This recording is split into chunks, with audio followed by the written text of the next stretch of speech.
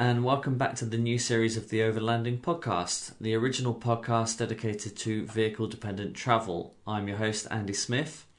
Due to an overwhelming amount of emails and messages, we've decided to brush the cobwebs off the microphone, dust off the headphones, and hunt down some unsuspected overlanders to talk to. The format is still the same, with the exception that the episodes in this series will be less frequent, so please subscribe so that you don't miss an episode. As usual, we'll be meeting the adventurous people who have chosen to travel the world by bicycle, motorcycle, car and truck, and discover what motivates them to embark on life-changing journeys. So whether you're on the road, planning a trip of your own, or have just finished an epic adventure, we'll hope you'll find this new series inspirational, informative and entertaining. In the first episode of this new series, Will Snyder and Amy Cannon join me at the Adventure Overland Show in Stratford Upon Avon to chat about their 8-month trip with Caesar and Ex MOD Landy from the UK to the Southeast Asia. So without further ado, let's hit the road. Hi, Will and Amy. Thank you for joining me around the virtual campfire, although it's almost a real campfire today because we're at the Adventure Overland Show in Stratford Upon Avon, and it seems nuts. We were here a year ago and we had just got back, and you guys, is this the first time you've been here? We were here 2 years ago. 2 years asking ago. people what we should be doing. Yeah. And now we've been and done it and we're back to tell them what we did. Cool. So this time last year I think we were in Thailand probably. Yeah. Sounds a bit miserable to think back.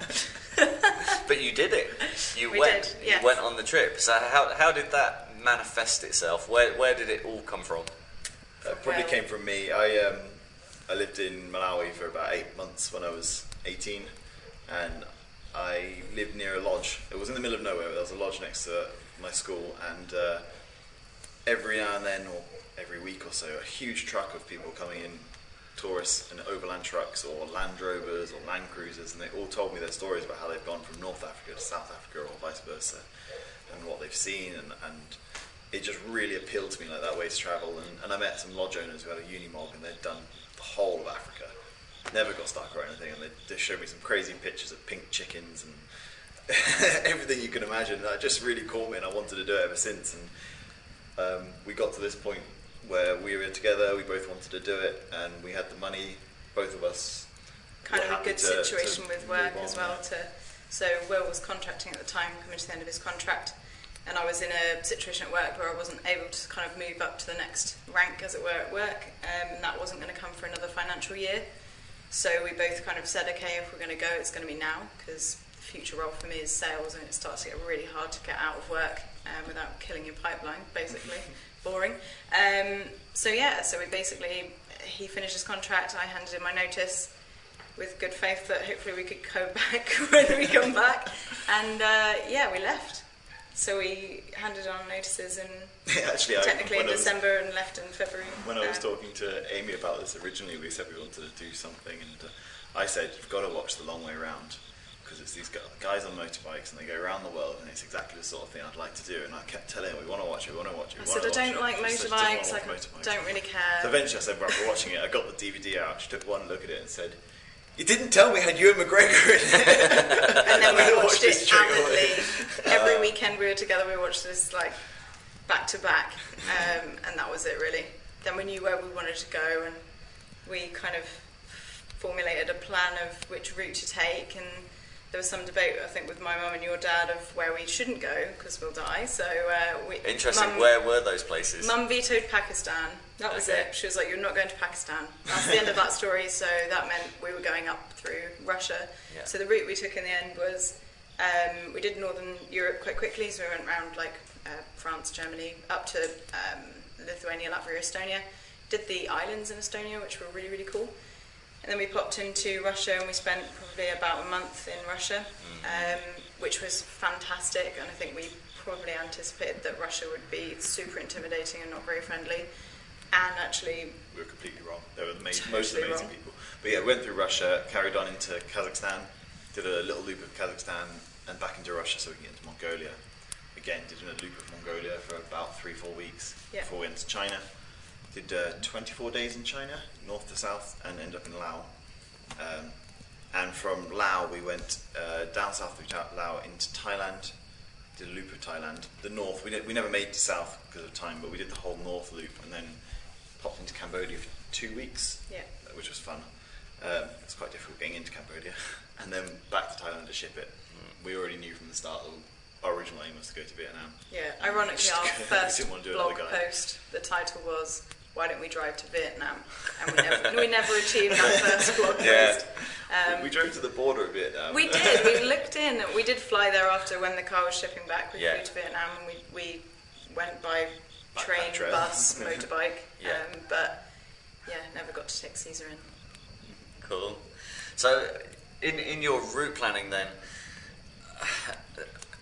was it dictated? What were the parameters to that? Did you want to avoid shipping to save money? Did you? What was your end point there? Well, I really wanted to go to Vietnam. That was kind of a side point. But Amy's done all of South America, or a lot of South America, with backpacks. I've lived in Africa, and the one place neither of us been was to go east. So we wanted to go east. Pakistan, we were a bit scared of, and Amy's mum ruled it out. So that pushed us to the north route. And from there, the route kind of made itself. We wanted to do Mongolia, Kazakhstan, so there was only one route. And China is obviously a big decision because of the cost, but ultimately the expense of shipping around China, which we know a bunch of people have done it to avoid the cost and the kind of control of a tour guide. In the end, it costs $1,000 less to ship than to just drive through, and then you don't get to kind of experience China in the same way as well. So we wanted to do it, and actually it was a great choice because our guide was fantastic there. So. Yeah, cool. I'm going to ask you a really personal question now. Like, how old are you both? I am 25, and I have been for the last 4 years. I'm 28. Okay. So I guess we're probably at the younger age of overlanders. Yeah. From that perspective, and we get some interesting questions. We're not married, so we get a lot of interesting questions about why we're not married. What must be wrong with my dad to let me go away? Because we go to quite traditional countries, are very religious countries often, and we get a lot of prying questions about why we're not married yet. And our argument is always, if I spent the money on the wedding, we wouldn't be able to afford the trip. Apart from the fact that we don't want to get married yet. No pressure. And so, was that also the first time you've been to Russia? First time I've been to Russia. Did you find it quite daunting, the prospect of going? We did, and we planned only 2 weeks in Russia because we were scared. We thought we'd just do it fairly quickly. Due to some paperwork issues I won't go into, we needed out of Europe and into Russia sooner, so we ended up 2 weeks early. And I wouldn't change anything now. We had the best time there. I mean, the border crossing's intimidating for two reasons. One, it's Russia, and you have this crazy thought in your head that it's going to be scary, but it's also the first major border crossing you do, because everything else is just the EU, right? So, first one ever done. It's the EU, just sail on through, and maybe they just stop you to say hi. That's pretty much what we got in the EU, and then you go into Russia and you suddenly at the border and everyone's so serious. Huge gates and even leaving Estonia was really difficult. We gave them a copy of our V5, and the guy was looking at it, and he started to get his magnifying glass out, and I was thinking, oh geez, we've done something bad here because we've given him a copy, and he said, is this the original? We're like, yeah. He goes, where's the watermark? It's fake, like this. And we're like, here it is, here's the original, I'm sorry. Grabbed it out and gave it to him, and that was intimidating. And then we went into Russia, and something we didn't really realise with Russians is they don't smile straight away. So, we're there like, hi, we're the smiling Brits, please let us in. And we had this business visa, which obviously is technically not okay, but everybody does it, sort of thing. And you've got so many things in your head thinking, what's my story going to be for this and that? And none of it was needed. None of it was needed. We were a bit sort of scared of them, and they wanted to quick look around the car. We have quite a lot of stuff on the roof, like obviously the tent, but also boxes of sleeping bags and pillows and stuff. And there was this little lady who was probably 4'8" or something, saying, bring it down, I want to see this. And she's pointing all the stuff on the roof, bring it down to the ground so I can see. And we were like, no way, I can't bring you the tent down. You're going to come up if you want to look at it, it's fine. I'm not going to take the 70-kilo tent off the roof. And so Will nimbly jumps onto the bonnet and says, hey, come up with me, as he does, just springing his step. And she's like, what? She's smaller than me, and I struggle getting onto the roof of the truck. So eventually persuaded her up, and she came up, and you're like, I don't know whether to help you or not, you know, it's like, do I hold out your hand, you know, that sort of stuff. And she got up, she peered over the roof rack, looked in the box, she was like, okay. And then she looked at the ground, and you could see her thinking, oh Jesus, how am I going to get back down from here? And she called over to one of her colleagues. This guy had to come over and just pick her up off of the bonnet and put her on the floor. And suddenly then the mood broke, and everyone was laughing and smiling, and, you know, it was fine. But it's that first border crossing, you know, you don't sleep from the worry and all the paperwork and how do we do it, and we Googled everything, researched it. We queued at the wrong border as well to start with. We queued at what we thought was the border, and it turned out to be the border for lorries only. Yeah, so we queued for about an hour there, and we got there, and they said, what are you doing? Go away. Yeah, so yeah, it's always a bit nerve-wracking, the border crossings, but after a while you kind of get a little bit more used to them. Yeah. We had a few blunders. I left my document wallet in Mongolia, and we were in China by the time you realised. I realised it in China, and I needed it back out of my driving licence, international driving licence and everything, and our guide was amazing. This is the first time we'd met her, and she was just like, oh, what have I let myself in for? But she found some people who their job is to ferry stuff across the border, and she basically paid off one of them to go across the border, and then when he came back later that day, bring my document wallet with him. Cost $60, and he had to pay off the policeman on the other side to take my document wallet and prove that it was coming to me, and he brought it back. And that saved me, really. Brilliant. So yeah, I think we dropped the ball. It's so easy because those borders are just complete chaos. There's no control at all, and it's so easy to lose track of something. Yeah. And I thought the reason I made the mistake was I could see my document wallet in the car, and because me and Amy have the same one. And I thought I could have sworn the one in the car was my document wallet, so I thought I had it with me, and then I got to the other side and I was like, oh my god. In China, he said to me, where's your document wallet? I said, it's here. And he went, no, that's mine. I said, no, it's mine. He went, no, it's mine. I said, it's mine. We opened it up, and it was mine. And he went, oh god, where's mine? And we pulled the car apart trying to find it. I was like, well, you've just had it, so it's not going to be in the depths of the factory. It was in your hand. And yeah, that was the point. I mean, our guide, she was very good that day. She was very patient with us because we were losing our minds, because he would need the international driving permit to drive in Southeast Asia. That's really the reason that you have it. And I was thinking, if we can't get it back, if someone's basically stolen it and they're going to go and use it, then I'm going to have to drive for the entirety of Southeast Asia, which isn't what we normally do. He drives like 90% of the time, I guess, 80% of the time. It's only when he starts to get tired that I drive. So the thought of me having to solidly drive when that isn't what we normally do, I was thinking, I don't really know how we're going to deal with that. So we were lucky to get it back. It's nice to hear that, because I think a lot of the time people think it's all, you know, sitting around reading a book and feet up and you're having a leisurely holiday, but it's not. You will end up in ridiculously stressful situations. So stressful sometimes. And it's all part of it, isn't it? You have to kind of just crack on and deal with it. You've got to start enjoying the borders and enjoying the chaos, because no one there speaks English. There's absolutely no instructions as to what you should do. You just have to keep poking people until they point you in the right direction, and then fight your way to the front. Yeah, and it's not even like an order to things in the sense of, you know, you go to window 1, window 2, window 3, window 4. It would be like window 8, window 3, window 5, and they're all in like different corners of the border. And you go to one and they say, no, you should be at the other, and you just walk around in circles for about 3 hours, and eventually you get your stuff together and you go, after paying probably some extra money to someone for a tax or something. But yeah, that's always good fun. How did you find, like you said that you travelled quite a bit in South America backpacking, how did you find travelling with the vehicle? Did that change your travelling experience in any way? Massively. 100%. People, so like, if you're this sounds really condescending in a way, but if you're a backpacker, you're one of a lot of people, and you're generally on the same trail as a lot of people. And they see you as a tourist, they often see you as just walking money. Whereas if you're in a car, particularly in countries that aren't frequented very often, people reach out to you and they want to bring you in, they want to talk to you and hear your story, and all of a sudden you've got this hospitality that you wouldn't get just going around on your own. I think to an extent people think, you know, they see the effort that you've made to get there. I mean, the effort that you make to drive to Cambodia, you know, that's not just I popped on my £1,000 return flight. Yeah. You know, sat in first class and had a great time, and I'm in the guest house down the way. We're talking about like a long slog, and people really appreciate that. And part of it as well is having some connections. We happen to be speaking to a guy called Martin Henning. He's Tiger Bus, on Facebook who just was kind of chatting to us about Russia, like he just loves Russia.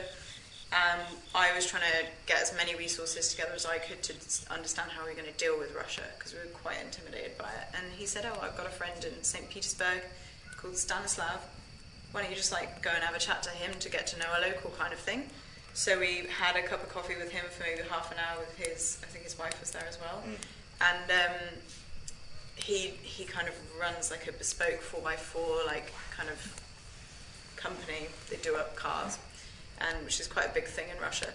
And talking to him, and he said, where are you going next? And we said, we're going to head towards Moscow. And he said, I know a really cool guy there, he's called Dmitry. Go like see him. He runs a brick car place, so if you need any help with the vehicle when you get there, like he'll be able to get you any parts that you need for the Land Rover. We got there and he was like, you're going to come and stay with me in my dacha. So a dacha is like a Russian summer house, and they basically date back to like USSR times, and the state gave people summer houses to basically get out of the city and go into the countryside on the weekends. And this guy had one with his family, and we went and stayed with them on and off, I think, for 3 weeks.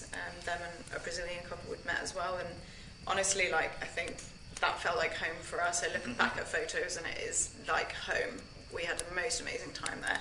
And they were so welcoming. About the people you meet. I think meeting people highlights the trip, but also getting to areas you can't get to by bus. And that was a huge thing for us, is going somewhere up a mountain where you're just on your own and you just can't do with a backpack. You wouldn't do that any other way. And if you did, then you'd be in, a camp with 20 other people where we've all got tents and it's a bit sort of organised. It's kind of nice to be like, I don't really know where we're going to stay tonight. We'll just drive and find a place. Did you find people, the hospitality was better because you had the car, do you think? I think so, yeah. Because people, it's this talking point and they want to hear about your trip. And they want to bring you in and talk for hours about it. And it's certainly not so much for us, because our Toyotas are kind of prevalent all around the world, but certainly if you're driving a Defender, you're driving through countries where they've never seen a Defender before. China's never seen Defenders before. The police in Russia and Kazakhstan were obsessed with us because they would pull us over just to look at the car. And they would pull us over and we're like, oh no, what have we done now? It's like, are the headlights on? Because we're always getting pulled over for not putting our headlights on. And we were pulled over on numerous occasions where they just, I can't remember the word now, but they would just basically, machina, and put their thumbs up. That's exactly what they're doing, thumbs up, machina. We're like, thanks. That was it. That was why they were stopping us, just to say it's nice. In Russia, it's a very expensive car. So they have a lot of respect for it, basically. And they kept telling us it was our parents' car, though. This is your parents' car. I'm like, no, it's like your parents bought you this car. No, this is the farmer's car in the UK. Yeah. So it's a funny thing. And in Thailand, the Thai Land Rover Owners Club managed to find us. Basically, I posted on their Facebook group saying, if you see us, say hi, because there is quite a big following for Land Rovers in Thailand. And they love them because they're British cars and everything. And this guy popped up, and it's called Joe. It's not called Joe in real life. And he said, you can come and stay in my flat in Bangkok. I'll look after you for the weekend. And those guys, I mean, I don't think you've ever been... Well, you've been drunker, but not far off. It was like constantly refill. Every time you turn around, you're cup full. But he was the nicest person. He took us out with the Land Rover Club. He took us out for dinner. He wouldn't let us pay for anything. And he ran like a student accommodation block, so he just gave us a flat for the weekend. While we left our car at the JLR dealer. And, I mean, you wouldn't get that experience without the car. Yeah. It's unique from that perspective, I think. And it doesn't matter, it's not just a Defender thing, it doesn't matter what car you're in, I think people are just a bit fascinated by you. And the other people there had a Sinker and they did the same thing. They contacted the Sinker Club and they took them all the way through Malaysia with the club. I think people just look at it and they think, it must be crazy, okay, I need to know about this. And certainly Asians in general are far more interested and intrigued by strange things like that. Brits would be like, oh, a Russian car. We want to ask the question, but we're too polite. And actually, Asians just get stuck in. They want to ask you what's going on. There's a big culture of car modification in Southeast Asia as well. They like their 4x4s. It's not unusual to see big jacked up Toyotas kicking around. So for sure. They all had Land Rovers with Toyota engines in because they couldn't get Land Rover bits. So they love the chassis and the body, but the engine had to be Toyota for them. For Brilliant. Sure. Yeah, well, that says a lot, doesn't it? That you need the parts, yeah. And your time frame, like, how did you find that? What was your duration? It was 9 months. It was about 8 months, 7 or 8 months. It was tight, to be honest. But you could spend you spend your whole life doing this and you wouldn't get bored. Yeah. We were restricted by Amy's cat because I have a cat. My parents were looking after him, and they kind of said, this isn't a never-ending cat hotel, so at some point you need to come home. Yeah. And we kind of said November felt reasonable, and we pushed it, I think, to the very last days. I think it might have even been the start of December when we came back, and we couldn't really abuse the system of my parents looking after the cat, so we were kind of aware of that. But it's a shame to have it time limited. Most people are money limited, and we weren't, which was cool because it meant that we didn't restrict ourselves when we were doing it. We did everything we wanted to do. We didn't go crazy, but we, if we wanted to go and do something, we went and did it. And that was kind of nice because I guess in future, if we go away again, then at some point we'll be limited by money, and it will be quite a different experience. In this case, we were just kind of limited by time, and to an extent, that was also visa related. If we got our visas for Russia and Kazakhstan and Mongolia while we were in London, so we had to get to Mongolia within 90 days. I think we got there on the 88th day or something like that to start the visa in time.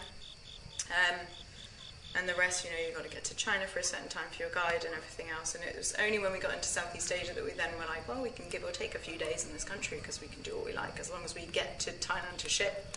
That's it. Yeah. So, Did you organise all your shipping and your China guide before you left? China guide before we left, yeah. The shipping, we did it on the road. We did when we got there. Yeah. Basically, it was really much easier than we thought to ship. Far easier. And the China guide, you couldn't do it much closer to the time than we did. We gave you shipping info. Yeah. Yeah. Did you use the same guide? Yeah. $1. We used Imarex. No. We used Imarex. So we used your import guys, but we shipped from Thailand. So we used someone called KPS. A person called Nissarat, who was recommended to us from somebody who'd shipped from Mongolia to Thailand. Yeah. So they'd used Nissarat as their import agent. We used them to export, and then we used Joe to import into the UK. Cool. And actually it was super slick. Even in Thailand, I think the only delay was when they were like, well, now it's lunchtime, so... And literally no one spoke English, so we were on the phone to Nissarat, because Nissarat spoke English, but they'd sent like their cousin or something, so... He was just not a word of English apart from like passport and lunch. That was literally his 2 words of the day. What else do you need? And we had a great time, getting the roof tent off because Caesar himself will fit in the container, but with the roof tent it's too tall, so we had to get the roof tent off, and they got a forklift truck to get the roof tent off, and I've never seen anything more precarious. I thought they were going to go up with the forklift and slot it underneath and just lift the tent off, but what they actually did was lift me and another bloke up on one of the prongs and we had to take the tent off and balance it on the other prong to come back down. I was filming it thinking this is going to be an insurance claim. It's like the beginning of Casualty. It's just like one of those health and safety at work videos. In flip-flops, no protective gear whatsoever. Oh my goodness me, that was fun. It was a fun day. And then the look on their eyes when we said, do we have to empty the diesel from the tank? And they were like, yes. And you just saw them like rubbing their hands thinking, great, we're going to get diesel. And we had like 20 litres of diesel in there, and emptied out this diesel, and the guy like practically had a spring in his step when he took that off because it's just free fuel for him. He's not going to give us any cash for that. He went and put in his own personal car. Happy as anything. So it was always an experience. So out of all those countries you travelled through, which were there any in particular that just blew your mind as far as your expectations went? It seems that like you were loving Russia. I mean, also they all did. We met some amazing people in Kazakhstan as well. But if you had to pick, so Russia surprised me because everyone's so friendly. If I had to, one that blew my mind, and I suppose I expected it, but China is just nuts. Yeah. It's completely insane, and I love it. It's just so. I love going to countries which are so far away from our own culture that you just spend every single day, 5 times a day, going, "What the hell?" Yeah. Complete amazement for 24 days. And we were like driving through in a 22-year-old car, which they don't have. They just, they don't have defenders either. It drew so much attention everywhere I went, and. In fact, one of the first things, we went into China and we met our guide, and one of the first things she said to me was is that your natural hair colour? And I said, yes. And she said, you're going to be like a panda here. She was right. And bearing in mind, she's actually travelled quite a lot for a Chinese person. She has travelled around, and she just looked at his ginger hair and was just in awe. And we spent the next... I'd never taken so many photos of him with other girls. I was like, yeah, get in. They're like, Prince Harry, you know, having the time of their lives, these girls. And people would have like stealth selfies with him, and like it was just amazing. People were fascinated by the car. I think it was just a mixture of everything. And they'd say, oh, it's what's the car? We're like, it's a Land Rover. And they're like, Discovery. We're like, no, Defender. And they've never heard of a Defender. We went along to a Land Rover dealer there, and they were literally just like, what is this? How does it have a green badge? The entire dealership come out and take a photo with the car and gave us a load of freebies while we were there. Yeah, all sorts. Strange bunch. But yeah, no, every day in China was just... China was amazing. I mean, it's beautiful. It's hugely diverse. The food is amazing. I've never eaten so well. Like, service stations in China are like the best thing that ever happened. So good. And yeah, I mean, that was probably the most mind-blowing. Mongolia or Kazakhstan, probably the most tranquil and beautiful. I love it. Open space, beautiful, like classic where you want to camp places. Kazakhstan, again, like we went off-roading with this crazy off-road club of Russians. Just like outrageous weekend. And you know, you I think you arrived. If we had arrived a few days either side, you wouldn't have had the same experience. It was just literally pure luck. We turned up there with a leaking fuel tank because I reversed into some concrete. But our fuel tank had a little leak in it, and we turned up on a Sunday, and there was 3 of them met us at the garage, and they all took the fuel tank out. They found a little plastic feed pipe was broken. They didn't have the parts. They put a bolt in it, welded a new pipe in the top, everything, fixed the car up, fixed the rear step bar broken, put it all together, and we said, how much do you want? And they said, well, you're coming camping with us this weekend, so just bring a bottle of whiskey. Like, 3 people have just worked on a Sunday for this car. And then it hammered it down all night, and they were asking us whether we should take the easy route or the hard route up the mountain. And I was like, I wanted to be adventurous in the hard route, but I was kind of in my mind thinking it's our house. And we said easy route, and then it hammered it down all night, and we're like, definitely taking the easy route now. And we got off the road, and there was this huge, muddy, first thing we did, we got off the road, and they got out of their cars and said, well, we're off the tarmac now, so the police won't come here, so you can crack open a beer if you want. I'm going to stay in control of my car. Yeah. And we go down this muddy as hell track. We're slipping and sliding all over the place, and eventually we stopped, and I went up to one of the other guys and said, guys, I'm a bit nervous that we're out of our depth here. I'm not sure we should go much more off-road. And they're like, this is the road. As far as they were concerned, we were still on the road, and we weren't off-road yet. Amy bailed to another car at that point and left me to it. I couldn't face it. You know, when I was just waiting for something to snap or anything, so I actually totally bailed on him. I feel a bit bad with hindsight, but it was better in the moment. And jumped in with somebody else who didn't speak any English whatsoever. Big, burly, like Russian Kazakh guy with a tiny little chihuahua called Lisa or Lily or something. It's the most obscure day.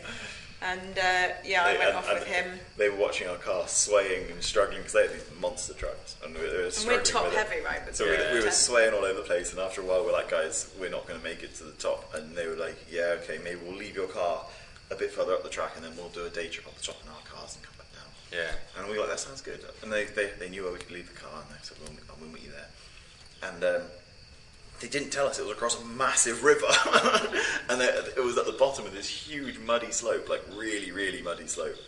And they got to the bottom, and they said, yeah, you're not going to make it up here. And they were like, but you know what? If you do make it up here, it's easy after that. So they were like, so they got us hooked up to the car in front, and the car in front hooked up to another car. And we had this three 4x4 train slipping and sliding our way up this hill. Had you done much off-road driving prior to that, or was that? Nothing like that. That was like baptism of fire. And I mean, to be fair, I think it was good that we did it, because when we went into Mongolia, then we were a little bit more aware of things to watch out for. Because while we were off-roading in Kazakhstan, we basically beached ourselves because they had such big, hefty trucks with huge wheels. And although ours are amazing at grip, we've got some Michelin ORX ZLs, which are like military spec. And they're amazing in mud, amazing grip, but if you fall into the rut that a huge tyre's made, it's game over. It doesn't matter because you can't. You're just sitting on the differential, basically. So you know, we started to learn a lot more about the car when we did that, which was good for Mongolia. Although I say that on day 2 in Mongolia, I planted the Land Rover in the muddiest, wettest piece of land ever. And I panicked and just stopped. And he was like, no, keep going. And I was like, oh no, I stopped because it made a big noise. And we tried to reverse, that didn't work. And the whole car is like on such an angle, he couldn't actually get out of his passenger door. So we had to get out the driver's door, get the waffle boards off the roof. We don't have a winch, not that there would have been anything to winch onto.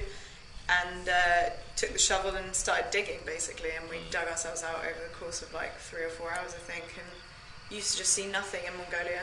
There was absolutely nothing there, and no one to rescue us. No one to help. There was a herd of goat that just admired us while we did it, and yeah, I guess going off road in Kazakhstan I did think help. that kind of scarred you in Mongolia because you're kind of scared a lot of time in Mongolia that we could end up. We took the northern route in Mongolia. We had to avoid a bridge which people had said had collapsed, and then people had tried to get through the river, and there was a guy in a Defender who'd actually ended up being taken off downstream by the river when we went through. So we went a bit of a convoluted way to get to the northern route, and then we did the northern route, and it was, to be honest, for me, not enjoyable.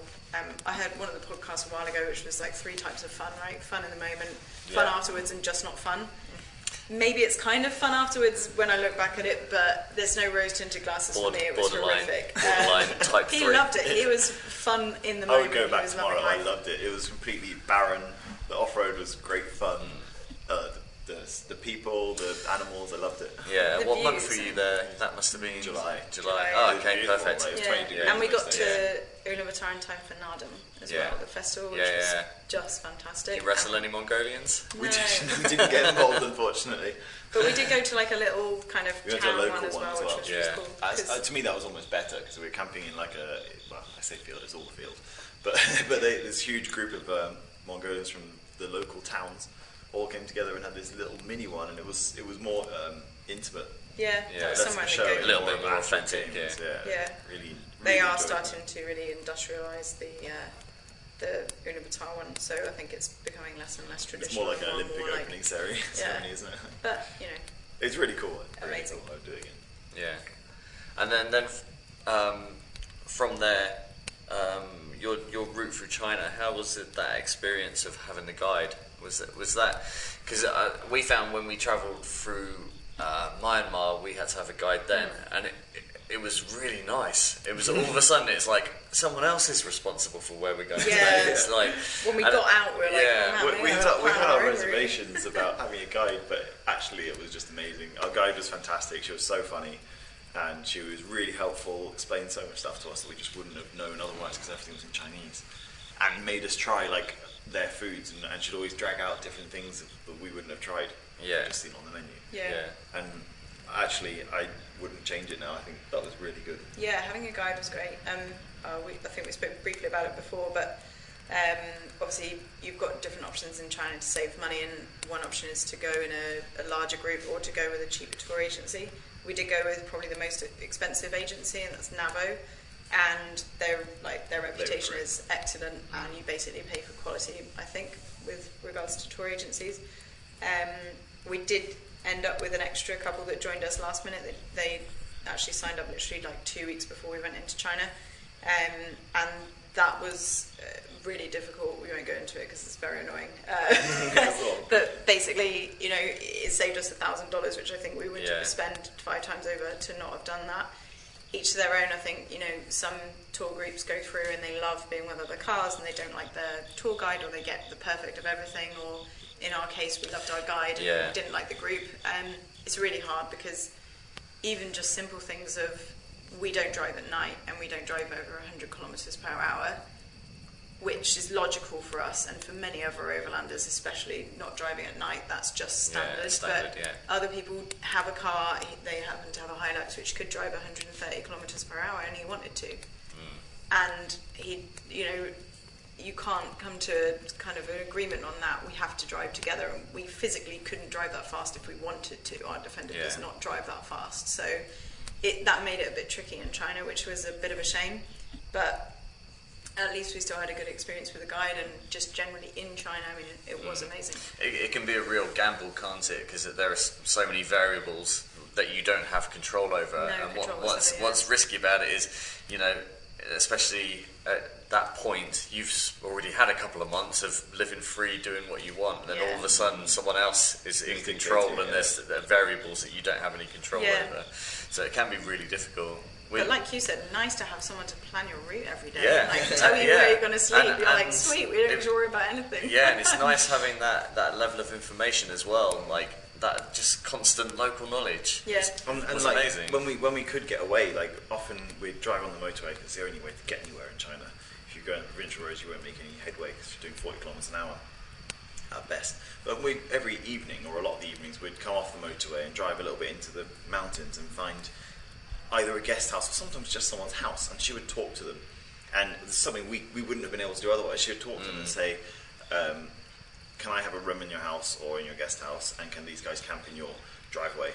Yeah. And they can use my shower. And then normally they wouldn't charge us for camping, but in you return just give we'd them eat dinner at their house, and they'd pay them for dinner pay them and for stuff. dinner and something. And We had one really beautiful experience actually in a kind of it a was so farmhouse. nice to meet families. Like, There was one sort of farmhouse place, and we arrived and it was all decked out in celebrations, like red ribbons everywhere, and I was like, what does this mean? And she was like, well, normally that's the sign that somebody's just got married, let's go in and ask. And my brother was just about to get married, we actually missed his wedding.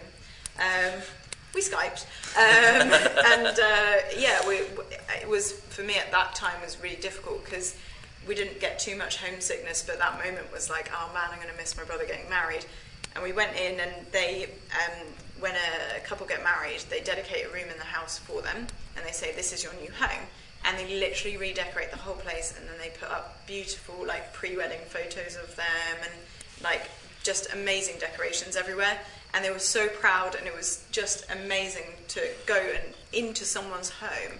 You never would have got that without the guide. And I think, although the guide's a disadvantage to some extent, and it's a huge expense that you can't deny, $4,000 I think we spent for just like the guide and paperwork, but at the end of the day, you cannot replicate that if you went on a package holiday to China.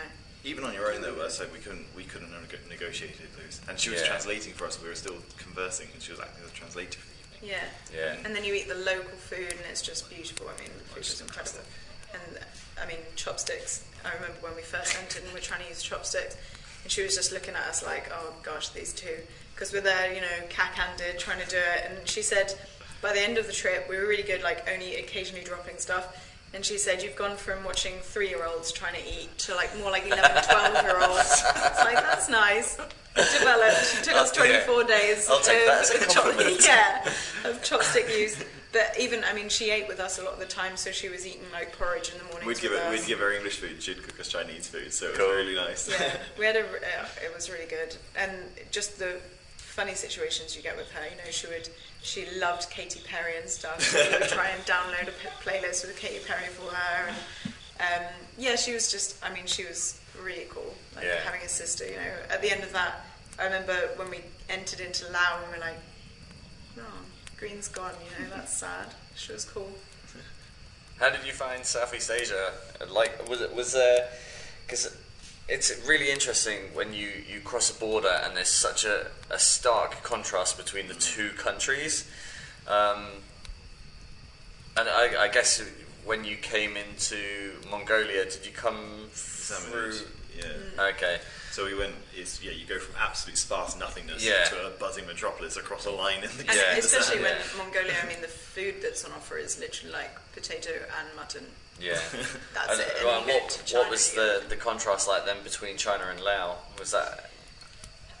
It's quite hard to. Laos a lot more touristy, so there was also a lot of infrastructure there that wasn't in China because it was much more touristy. Yeah.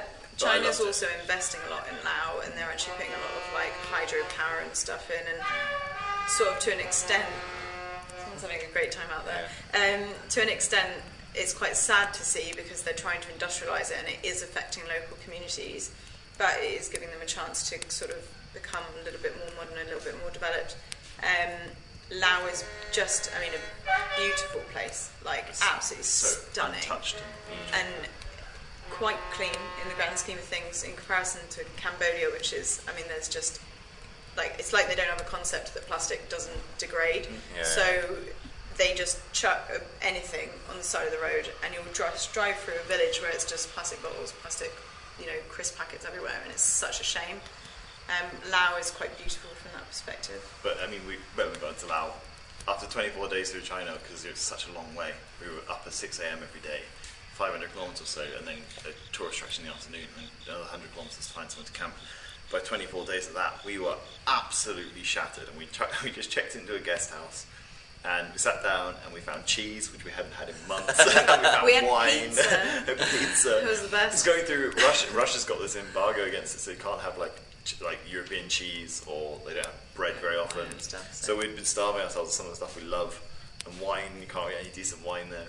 So coming out of China into Laos, where all of this stuff was suddenly available, we're just going to gorge ourselves. I went and bought a block of cheddar that cost me about £5. It was probably only about 6 centimetres long. Yeah. And we literally went to bed at about 7:30, 8 o'clock at night, and we didn't wake up until 8:30 in the morning the next day. We had literally like 12 hours sleep. Woke up like, oh, I could probably sleep a little bit more, but it might be excessive. It was just, I mean, we were shattered after China. Yeah. Laos was nice for that because it was very, very peaceful, and we had a really nice time there actually. That's cool. Yeah. And as far as the vehicle goes, did you have any major problems with the vehicle? I know you mentioned the fuel tank. So we put 2 holes in the fuel tank. We put 2 holes in the fuel tank. One I reversed into some concrete, and I think the other one, when we were rescuing it in Mongolia, I think the waffle board hit the part that I already damaged and put a crack in it. Yeah. So we got that fixed up. It sort of fixed up, but it's working. Still in the car now. We did have some issues on the road, but general things like the master cylinder started leaking in Russia. But we had our friend in Moscow, so we just drove back to Moscow and replaced it with a part he already had. Yeah. We snapped. We got to Almaty and we went to an ALB garage that we're meeting some people at who we've been told about, and they said they could give our car a health check, and we're like, yeah, but it's fine. And they came back an hour later and said, well, your rear suspension is worn its holes, and the hole that the damper sits in, it's on an oval now, and there's a big dent out the side of the mount. And I was like, oh. Luckily, they had some old man emu suspension we could put on. I think I've probably been to that little shop. ALB. Yeah. And so they put some old man emu ones on, and 3 weeks later in Mongolia, we snapped one of these really expensive shock absorbers. Oh, really? And I was really annoyed. I mean, we were fuming. Luckily, I brought a spare one with me, so I knew I kept the old Land Rover ones, and I put that back on. And luckily, there was an ALB dealer in Ulaanbaatar, and it took him about the best part of a month, but he did get the replacement in. Yeah. Basically, we had to complain back to head office and say we've driven like 3,000 miles on these things and they've snapped, and they are usually the best on the market, better than Land Rover, blah blah blah. I still don't know whether it was how it was installed or whether it was. Yeah, we're not sure. That some people say they started to make them in China, so they started weak, and other people said it's basically they were put on too tight, and so you didn't have any kind of movement, and they snapped. Whatever it is, I don't know, because we didn't put them on. That was a big one. That was annoying. And then apart from that, we were driving along that day, having an argument about whether we should drive through the night to get to Ulaanbaatar, because we were also trying to fix our fuel tank at this point and get there in time for Nardam. So we were arguing whether we should drive through the night to get to Ulaanbaatar or whether we should stop, give up, and replan. I was on the stop. Amy wanted to drive through the night, and Amy was like, "I can hear a rattle. I'm like, it's fine. It's just the car." This rattle, I'd heard it for like 3 or 4 hours, and I was like, "I'm sorry, like we need to stop now because the car never used to make this noise." So I was always known as the one who just heard noises in the car, right? He was like, "Shut up, just like quit it." So I got out and went around the car, and I did corner fine, and I'm like, I got to the last corner, I'm like, I win, we're staying here tonight. And I also won because I was right. That's quite unusual, because normally the driver is like in tune with the vehicle and things I'm around. It's Mongolia, like we're on off-road and it's just banging about, there are hundreds of noises, there's no control over the steering. Could just be 2 metal jerry cans knocking against each other, you never know. But anyway, it was that, and that was funny because we really genuinely never really argued, and it was that day, and I think we were just both so tired, and so I was getting really frustrated with Mongolian roads. You just couldn't drive fast. We kept taking the wrong route, and it was a complete nightmare. And we're just kind of both at the end of our tethers, and we were just having this. And after that, we're like, okay, we need to stop arguing. Just listen to each other, listen to the car, shut up. And I think that was our last major argument. Yeah, because it can be tricky. You lock yourselves in a box. Yeah, with only one it can person be really that intense. You know. Yeah. Really intense. And you guys hadn't lived before either together, have you? lived together. Yeah. Our first home was the roof tent of a Land Rover, so from that perspective, I guess it was again, baptism of fire on the relationship, because we'd been together for just over a year when we left. And I don't think, most people that go are retired, they've been together for 4 years and they know each other, and we were just like, well, it seems like a good idea, I kind of like you, let's go. I think my parents were like, good luck, Will. You'll need it. Because I'm not renowned for patience. So, do you think it's kind of reinforced your relationship, though, having gone through all those experiences together? Definitely. Do you think it... It was kind of weird when we went back to work, because when we first went back to work, he went back before I did, so he was living up in the Midlands and I actually lived with his dad down in near Reading, and I was back in my office job down in Berkshire and he was up in Midlands, and we were trying to find somewhere to live together, but we didn't for 2 or 3 weeks, I guess, and it was a bit weird. It was but at most I didn't see him for half an hour when he went for a shower or something, or when he went to the shop. I think the longest period of time we had apart was when you went to get a haircut and you just had a 3-hour conversation with the hairdresser. And I thought he might have died. This was in Tallinn, wasn't it, in Estonia? And I was like, where the hell is Will? And he came back with the smartest hairdo, the hairdresser was really cool. And they'd literally just talked for 3 hours, and that was the longest that we spent apart for 7 months. So when you come back and you're like, okay, it's not even just a working day apart, it's actually we lived a 2-hour drive from each other. It was kind of strange, because you're so used to your morning routine living around each other pockets, and having so few things in such a small space, and although there's no routine of overlanding, in a way there is, because every morning is the same, the routine of us getting the tent away, making breakfast, having a shower, all these things, we perfected it in 7 months, and then you're suddenly I can just have a shower at my leisure and I don't need to put my double bed away because it's just going to stay here in the bedroom. Okay. It's really weird. It's strange. Do you think kind of living in that way, because it's a question I always ask people on the podcast, because you literally strip your life back to basics, food, shelter, transport, staying safe, water. Yeah. Do you think that's had any profound change on how you live your lives now, or have you kind of slipped back into exactly what you were doing before? Pretty much just slipped back in. I think a bit of both as well, because now it sounds really silly again, but a 2-week holiday to the beach doesn't appeal to me as much anymore, because what I want is a big adventure. I want to go take the car somewhere silly. And just a normal holiday maybe is a bit spoiled. Yeah, I think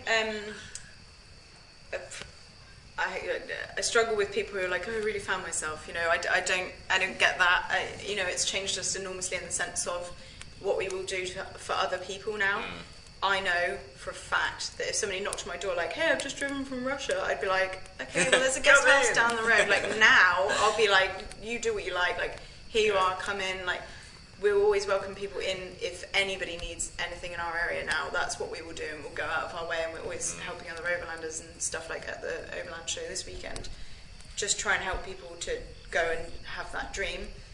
We changed in that sense, but I think the harsh reality is, you come back to the Western world and everybody buys stuff, and you just find yourself buying stuff, and you're buying it knowing you don't need it, but it's not the point. It's just, you do go back into it.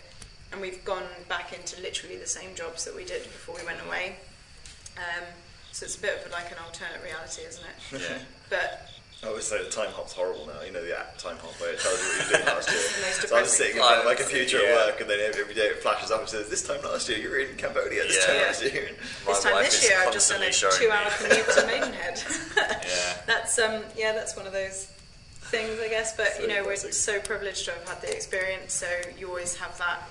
And we'd never get rid of Caesar. I don't think. One day maybe we will, when he rots himself from the bottom out. But we still sort of live our little dream through the Land Rover, and Will still spends every weekend underneath it trying to fix stuff and I have a love-hate relationship with him.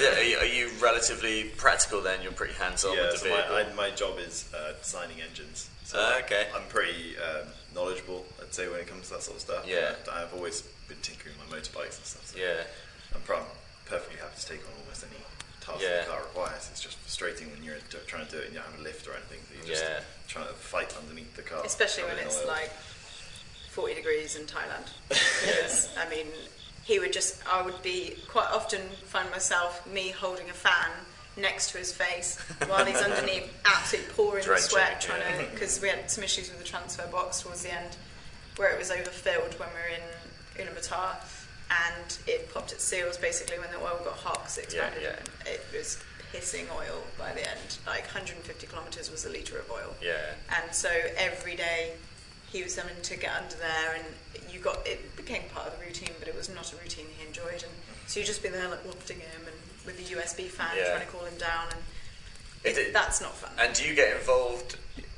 Clearly, listening to you speak, you know what tyres you've got in your car and the sizes, and you're talking about transfer boxes. As some of Will's knowledge rubbed off on you, or is it? I'm like chief spanner finder, I guess. As things break, I tell Amy what that thing does. So I definitely had like almost no concept of a car whatsoever before we started. So we said, "What's this rattling coming from my car?" And I said, "It's the exhaust rattling." And she said, "No, the exhaust is at the back."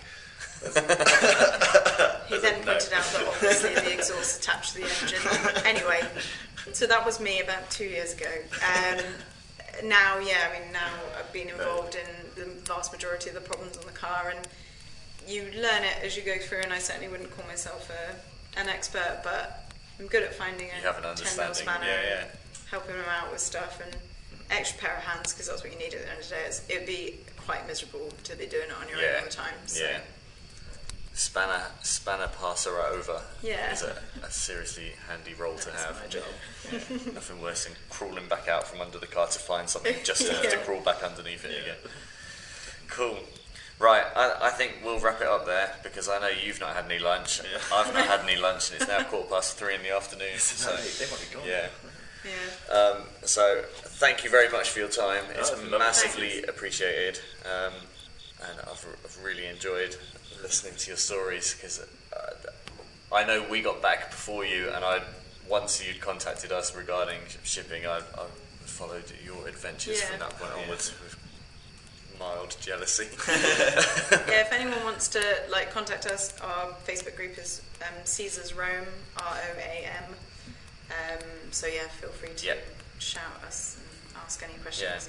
Cool. We'll also put all the links on the blog page with all the podcast stuff. Wicked. Thank you very much for your time. Excellent. Thank you very much. Thanks. Check out our website, theoverlandingpodcast.com, where you'll find links to Will and Amy's sites and social media. On the site, you'll also find all the previous episodes, as well as links to all our social media channels. If you've enjoyed what you've heard today, please let us know. You can also show your appreciation by subscribing and reviewing us on whatever platform you use. Reviewing us really does make a difference and helps push our podcast and these amazing stories to more listeners. Like I said in the intro, the episodes in this new series are going to be a little more sporadic, so please subscribe so you get them as soon as I upload them. If you're an overlander yourself and have an interesting story, we'd love to hear from you. You can email us at aroundtheworldin800days@mail.com. Please like, share and give us a thumbs up along the way. Many thanks for joining us again around the virtual campfire. Join us again soon. That's it for now. Goodbye.